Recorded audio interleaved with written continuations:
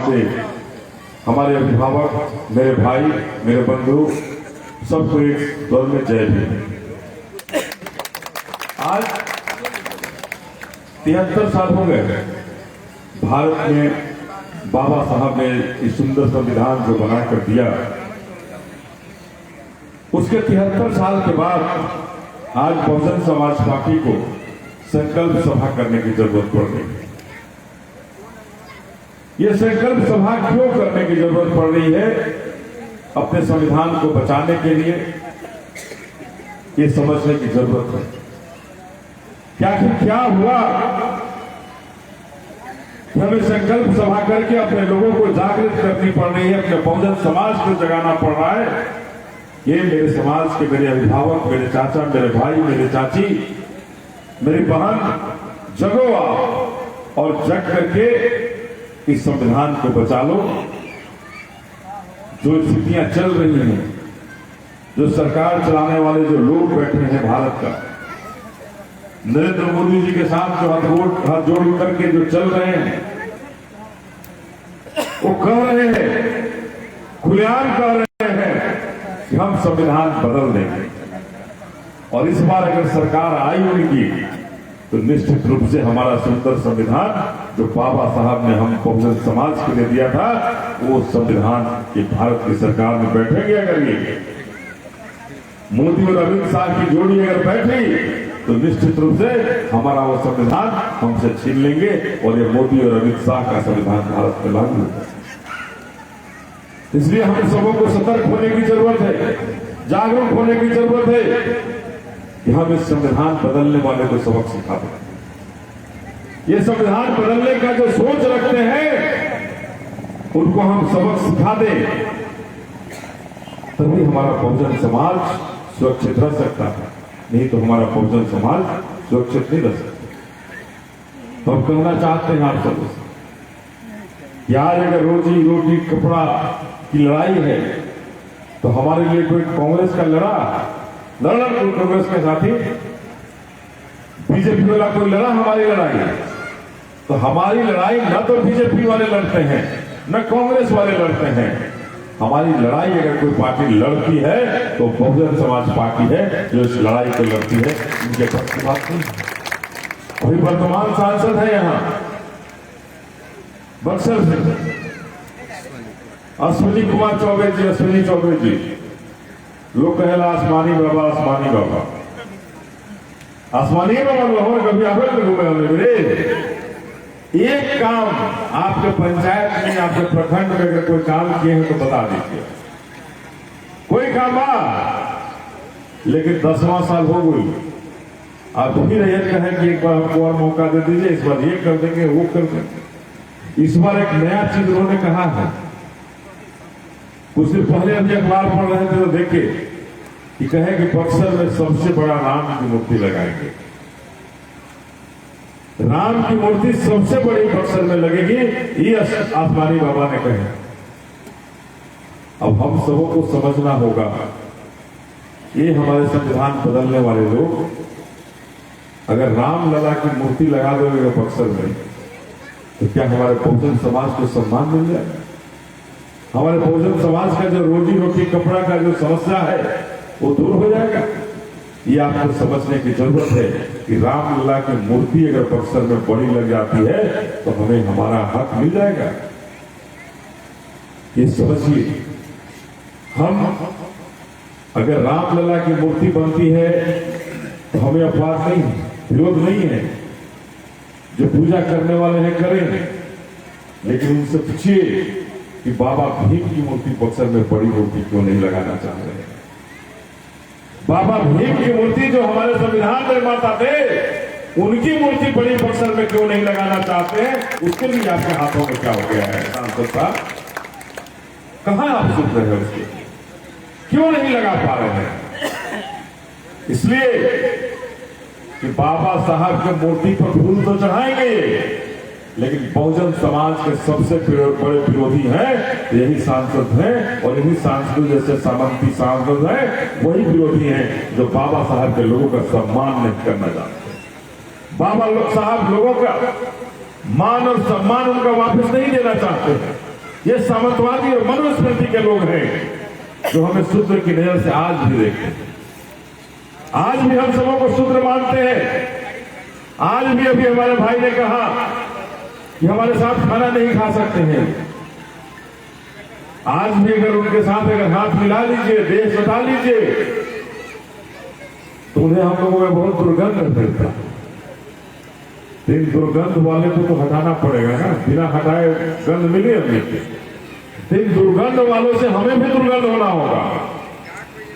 अगर हमसे उन्हें गंदगी मिलती है तो उनसे भी हमें गंदगी सीखनी पड़ेगी। ये गंदगी हमें भी मिलती है आपसे, और ये तभी संभव है जब बहुजन समाज के हमारे तमाम माताएं, बहनें, मेरे अभिभावक, मेरे भाई जागरूक होकर के अपनी बहन जी के पीछे खड़े हो जाइए और अपनी ताकत को, अपनी जो ताकत है उस ताकत को उनके पीछे लगा दीजिए और बहन जी को आगे बढ़ाने का संकल्प ले लीजिए, तभी ये संभव है। आज अगर प्लॉट में आप जाते हैं, बिना घूस के लिए कोई काम बोला है, लागे लगना घूस, वृद्धा पेंशन लेवे जाए के बाद घूस लागे, विधवा पेंशन कोई के हुई ओकरो में घूस लागे, आय प्रमाण पत्र लेवे के बाद तो लोग, जाति प्रमाण पत्र लेवे के बाद हमारे जुआ भाई से राशन लेवे के बाद ओकरो में लागे। अगर प्रधानमंत्री से भवन वाला योजना हो ओकरा में लेवे को हो तो 30,000 रुपये लागे। ये गजब सिस्टम है। ये किसकी सिस्टम है? क्या बाबा साहब का ये सिस्टम है? बाबा साहब का सोच का सिस्टम है? बाबा साहब के संविधान का सिस्टम है? इसी के खिलाफ बाबा साहब ने आवाज उठाई थी और मानवर काशीराम साहब ने मिशन चलाई है। ये बहुजनों, जब तक तुम अपनी सरकार नहीं बना लोगे, जब तक अपनी सरकार नहीं बना लोगे, तब तक बहुजनों का कल्याण नहीं हो सकता है और बहुजनों का हक इसे मिल नहीं सकता। बाबा साहब ने तो सुंदर संविधान बना दिया। संविधान बनाकर उन्होंने कहा यही वो संविधान है, अच्छे लोग अगर इसके शासक बनेंगे तो ये संविधान अच्छा होगा और भारत फलेगा फूलेगा और भारत आगे बढ़ेगा। लेकिन गंदे लोगों के हाथ पड़ जाएगा, शासक गलत चुन लोगे तो ये संविधान हमारे बहुजन समाज के लिए और भारत के लिए खतरा बन जाएगा और ये संविधान के रहते तो फिर से रोड पर आ जाओगे, सड़क पर आ जाओगे, शूद्र बन जाओगे। तो आज के जो शासक हैं ये वही लोग हैं जो कभी नहीं चाहते हैं कि हम बहुजन के लोग अच्छा जीवन जिए, अच्छा कपड़ा पहने, हमारे बच्चों को अच्छी नौकरी मिले, हमारे बच्चों को अच्छी नौकरियां मिले, बच्चियों को नौकरी मिले, ये कभी नहीं चाहते। हमारा एक भाई डीएम था वैशाली में, उसकी हत्या हो गई और हत्यारे को छुड़ाने का काम नीतीश कुमार की सरकार करती है। आनंद मोहन के आप लोग सब सुने होंगे, आनंद मोहन की रिहाई कराया गया। क्यों? क्योंकि वो दलित था, दलित के डीएम का हत्या कराया और ये सामंती सोच के आनंद मोहन थे, मनुस्मृति के लोग हैं और उन्हें जेल से छुड़ाकर ये नीतीश कुमार की सरकार वाहवाही लूटी कि हमने उसे जेल से छुड़ा दिया। क्या आपके लिए कभी नीतीश कुमार की सरकार ऐसा कर सकती है? क्या बहुजन के किसी बेटा के लिए ऐसा कर सकती है? हमारे बाबा साहब के संविधान में इन सब चीजों के लिए स्थान नहीं है। लेकिन सरकार अगर निकम्मी है, सरकार अगर सामंती है तो सामंतवादियों के साथ चलकर सामंतवादियों को जेल से छुड़ाने का भी काम करती है। ये समझ लीजिए, ऐसे लोग जेल से छूटेंगे जो दुर्दांत अपराधी हैं और फिर से सर चढ़ करके बोलने लगे और लोगों को दबाने का, मारने का डर दिखाने लगे। तो हम आप सबों से कहना चाहते हैं कि आप जिस मजबूती के साथ अपने बहन जी के साथ खड़े हैं, बहन जी के लिए खड़े हो रहे हैं, आप अपनी ताकत को बढ़ाइए, अपनी ताकत को बढ़ाकर उनके साथ खड़ा कीजिए अपने आप को।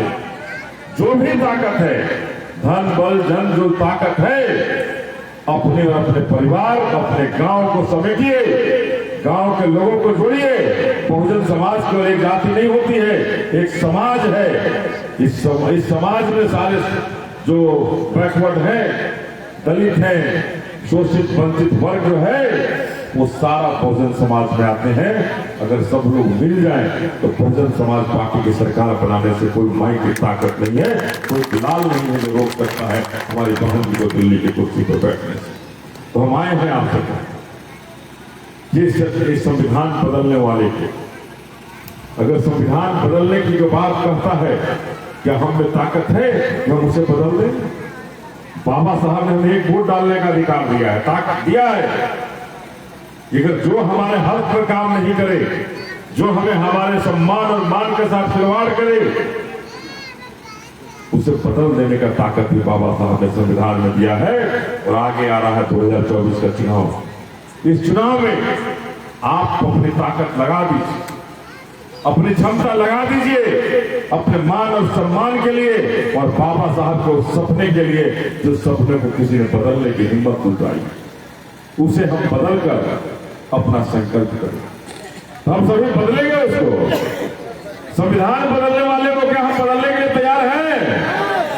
तो संविधान बदलने वाले को बदलकर आप अपनी ताकत दिखा दें। तुमने संविधान बदलने का सोचा, आओ हम तुम्हारी सरकार बदल देते हैं और अपनी बहन जी की सरकार ला देते हैं। तभी हमारा मान सम्मान वापिस होगा, तभी हमारा वो खोया हुआ मान सम्मान मिलेगा और तभी हम बहुजनों का हित वापस आएगा, बहुजनों के दिन फिरेंगे। आज बहुजन समाज के लोगों के गांव में जाइए, किसी के गांव में नाली की समस्या है, किसी के गांव में सड़क की समस्या है, कोई आय प्रमाण पत्र, जाति प्रमाण पत्र, विधवा पेंशन, वृद्धा पेंशन नहीं मिल रहा है, उसकी समस्या है। आज भी हमारे झोपड़ियों को आए दिन तोड़ा जाता है, तो हम सरकारी जमीन में बसे हुए हैं। तो हमें सोचना होगा कि हम सरकारी जमीन में अगर बसे हैं तो हमारे पास जमीन नहीं है तो हम बसे। ये नीतीश कुमार की सरकार ने तो कहा था कि 3 डिसमिल जमीन लेंगे, कहने रहे लगेगा कि 3 डिसमिल जमीन ले, कोई जमीन लगावे। ये जमीन कौन खा गया? ये जमीन आसमान निकल गई, ये नीतीश कुमार खा गया। ये समझना होगा ये 3 डिसमिल जमीन किसने खाया है। बगल में जब उत्तर प्रदेश में मुख्यमंत्री बनी हमारी बहन आदरणीय, तो आदरणीय बहन जब मुख्यमंत्री बनी तो सबसे पहले अपने दलित भाइयों को, जिनके पास जमीन नहीं था, जायदाद नहीं थे, मकान नहीं थे, उनको 3-3 एकड़ जमीन देने का 3-3 एकड़ जमीन देकर के बसाने का काम किया। दिखाओ अपने ही नहीं, अपने घर का पोषण बढ़िया से करो, अपने बाल और बच्चों को अच्छे से आगे बढ़ाओ। इसके लिए उन्होंने भरण पोषण के लिए दिया। तो आपको फैसला लेना है। ये 3 डिसमिल जमीन कहकर नहीं दिया।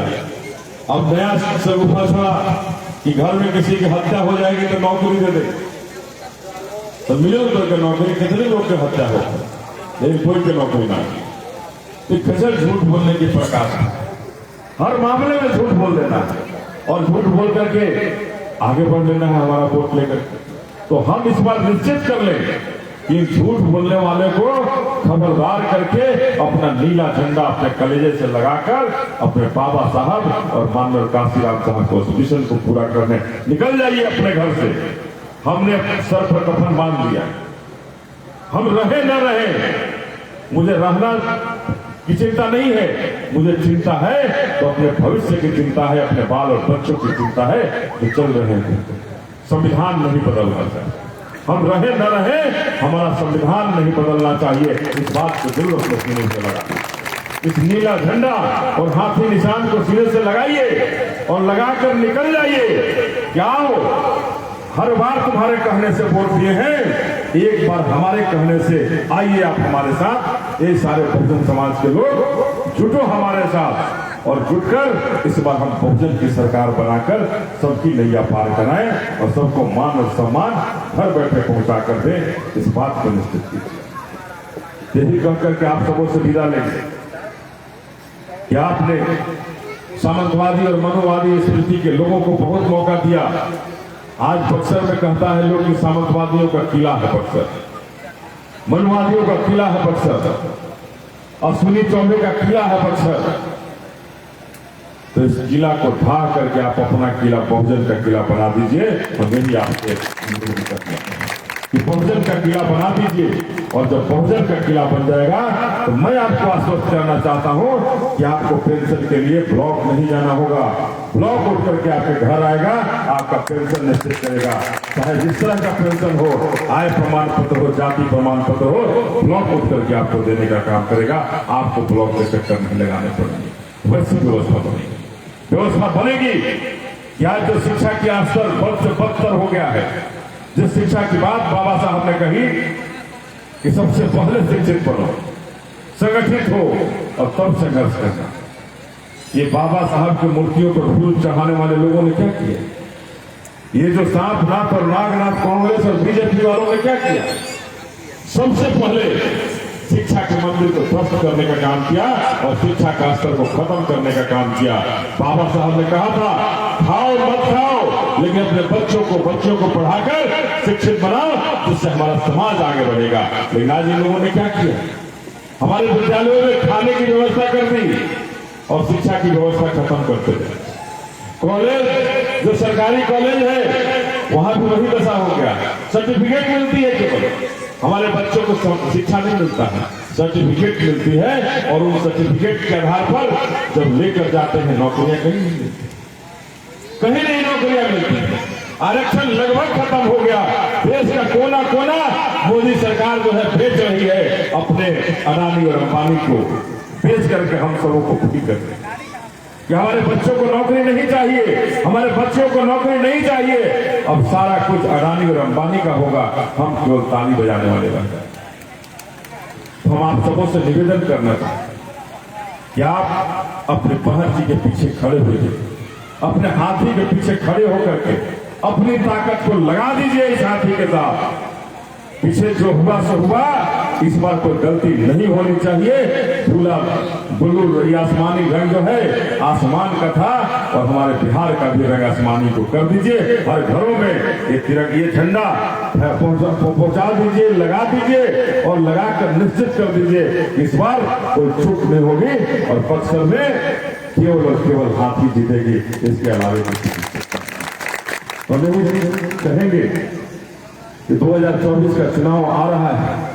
इस चुनाव में अपना दम दिखाकर इन संविधान को बदलने वाले की सरकार बदल कर हम अपना बदला ले लें। जब बहन जी की मान और मर्यादा कर ले तो हम सबों का मान और मर्यादा नहीं बचे। बहन जी ने उस राज्यसभा से उस राज्यसभा को लात मारने का काम किया, किसके लिए किया? तो हम दलितों के लिए, बहुजनों के लिए किया कि हमारी आवाज को सदन में नहीं सुना जा रहा था। बहन जी बोलना चाह रहे थे हाथरस के मुद्दे पर, हमारी बेटी के साथ, बहन के साथ बलात्कार हुआ था, बलात्कार करके उसकी हत्या हो गई थी, लेकिन सरकार सुन नहीं रही थी उस पर।